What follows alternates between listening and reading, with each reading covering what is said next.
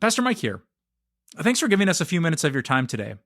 If you haven't already, I'd love for you to sign up for our daily email. It's a great way to start the day. It's the way that I start my day. And it's a way to bring God's word straight into your inbox first thing in the morning. My teammates at Time of Grace do a fantastic job of giving you video and written devotions, blog posts, podcast episodes, and the occasionally fun and quirky social media posts. And all of it's to encourage you with God's amazing word. Just go to timeofgrace.org to sign up today. Are you a humble person? That is a really difficult question to answer. Because if you say, yes, I am humble, quite humble, well, suddenly you don't seem humble at all. But yet God commands humility to be upon us. But in our world, humility is not honored. It's really not valued. It's not seen as an asset, it's seen as a liability. In the workplace, if someone's truly humble, they oftentimes get passed over for promotions, they get looked down upon by bosses that they don't have enough in them for the company. And look at the sports teams. Someone who is truly humble doesn't make Sports Center, doesn't make captain of the football team or the volleyball team. They get passed over and passed by. But yet God commands to us to be humble. And we see that in Philippians chapter 2, verse 3. In humility, consider others better than yourselves. Man, that is a tough command.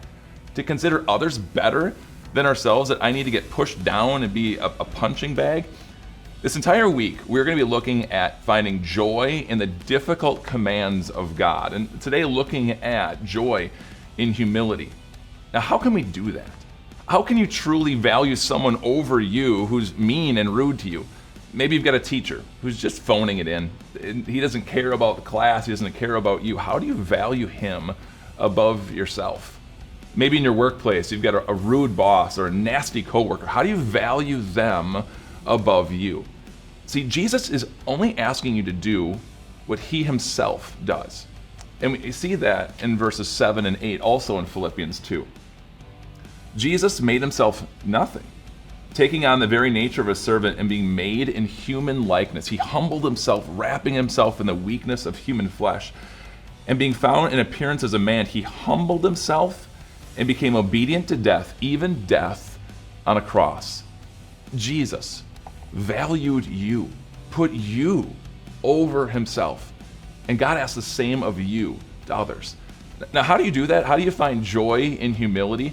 When God asks you to be humble, it does not mean he's asking you to be a punching bag, to be beat up, or have no self-value or worth. You have value. Christ gave you value in his love and his forgiveness poured into you. You can stand as a confident Christian, thankful for what Christ has done for you. It doesn't mean you're pushed down. It means that you, in humility, can raise others up. It's not about you thinking less of yourself. It's about you thinking about others more. And that is how you find joy in humility.